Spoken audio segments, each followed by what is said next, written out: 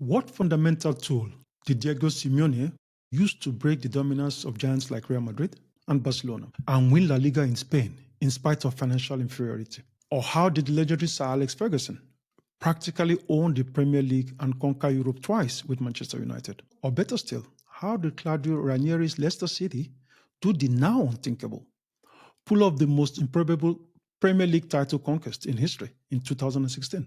Well, they did it using the 4-4-2 formation. Today, we are diving deep into the 4-4-2 formation, a formation that helped make that possible. And we are not talking about it being a classic. In fact, it has become a tactical weapon reborn. Now, some might misinform you that the 4-4-2 has become an old school relic. What if I told you that tactically, its core features are preset antidotes, just like Kryptonite is deadly to Superman, to beating high possession teams like Barcelona, Paris Saint-Germain, Manchester City, and Arsenal? Oh, all of a sudden, this is no longer an old school relic, is it? You will see it is the ultimate blueprint for compactness, balance, and lethal counterpunching in football. In this episode, not only will you get a detailed insight into the classic setup of the 4-4-2, but I will share with you the advanced tactics and modern evolutions that are bringing the 4-4-2 back to the elite level of world football. You will discover why high possession teams hate playing against the 1-4-4-2 formation, or better known as the 4-4-2.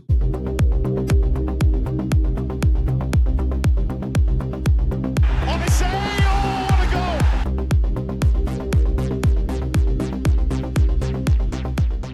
Hello, my name is Sunday Oliseh, a UEFA professional licensed coach, ex-pro footballer, and an internationally certified football expert, amongst others. Now, whilst plying my trade as a professional footballer in Germany, Italy, the Netherlands, and Belgium, I have played and faced the 4-4-2 countless times. And in its most disciplined form, it was one of the toughest formations to break down. The 4-4-2 has evolved significantly. While formations like the 4-3-3, 4-2-3-1, and 5-3-2 dominate the headlines, the 4-4-2 remains the default defense for most modern teams, even when they play with other systems. Legendary coaches have used this formation successfully.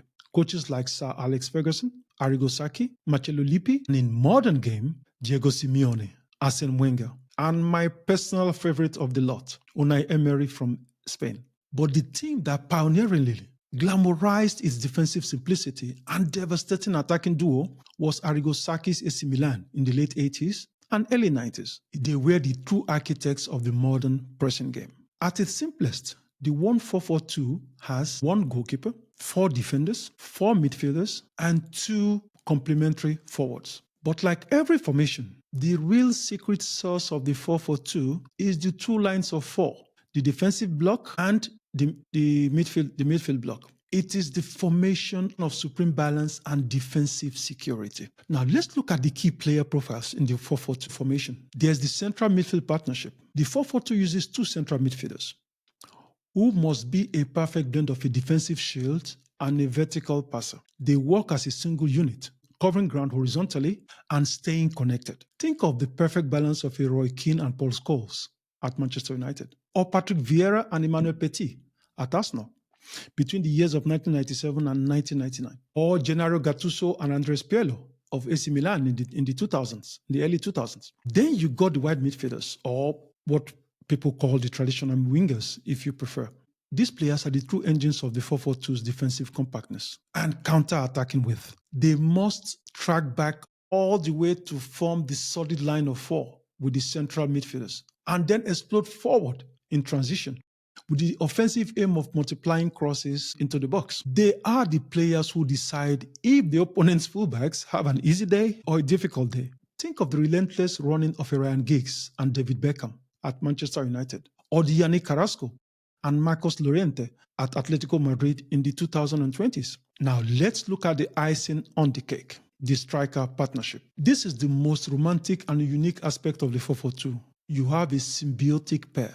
The target man, or the hold-up man, who is more of the workhorse, he's generally equipped with a physical presence to pin defenders, win headers, and hold the ball. Then there is the complementary runner, or a poacher. kind of like the fox in the box. Generally, a quick, agile player who runs into the space created by their partner. That is the number 9. The size of this player could be relatively small compared to the target holding man for obvious reasons like mobility, quick change of direction, and quick reaction to the actions of the number 9. Now, think of the classic devastating combination of Dwight York and Andy Cole at Manchester United. They were good. Or the modern equally dangerous duo of Harry Kane and Son in their early partnership years at Tottenham. Now let's move away from the static part of the 4-4-2 and go into the animation and fun part of the equation. In short, let's look at how it actually works. By virtue of the fact that it is a defensive formation by preset, the 4-4-2 dwells on compactness and counterpunching. Let's decipher the defensive shape. That is when we don't have the ball. The heart of the 4-4-2 is the impenetrable defensive shield. Think of a double-coated rain umbrella, for example. When defending, the 4-4-2 becomes a narrow, compact block of 2 lines of 4, with the 2 strikers usually pressing the opponent's center-backs. The starting objective is to encourage the opposition to build up via its fullbacks in a relatively narrower and limited area, contrary to central build-up. The idea is to stop opposing central backs from creating, a sine qua non for high possession teams like Manchester City, Barcelona, or in fact, Spanish teams. Here's the trap. The key idea is to concede the flanks to the opponent while making the central zones completely impassable. This forces the opponent to cross, which is a lower percentage attack. Hey, if you're hooked on these incredible stories and want more epic insights, smash that like button. Subscribe now to our podcast channel and turn on notifications so you never miss an episode. Share with your friends and join our community on Instagram, YouTube, Spotify, X, and Facebook for exclusive updates and more unforgettable tales. Now let's get back to the episode. On the midfield front line, the 4 midfielders move in near perfect synchronization, like a closed door, always looking to be separated by no more than 5 to 10 meters from the defensive line. This destroys the opponent's ability to pass the ball through the lines when well executed. This is what many now know as parking the bus. Now you can defend as much as you want playing the 4-4-2, but eventually to win games and titles, you need to attack. Let's look at the offensive shape. Let's look at transition and verticality while playing the 4-4-2. Always keep this in mind. The 4-4-2 lives for the moment the ball is won. Verticality is the core. The moment possession is regained, the 4-4-2 demands verticality. A rapid, direct attack aimed at hitting the opponent before their high fullbacks can recover. There is no time for slow build-up. The power of 2, that I'm talking about, the power of the 2 strikers, already high up on the pitch, become the immediate target. A long diagonal pass from the center-back or the central midfielder bypasses the opponent's whole midfield. The workhorse striker holds the ball, while the runner, that is the second striker, attacks the space behind the defense. It's the quickest route to goal. It works with wide overloading. The fullbacks and wide midfielders combine on the flank to create a 2v1 advantage. Aiming for a quick cross, the double A-frame attack is devastating. When Manchester United used this in 1999 with Andy Cole and Dwight York, they were simply lethal, to say the least. They won the treble, Champions League, FA Cup, and the Premier League in one season. Now, let's look at the modern evolution and some catchy angles. The 4-4-2's modern resurgence is all about its tactical adaptability.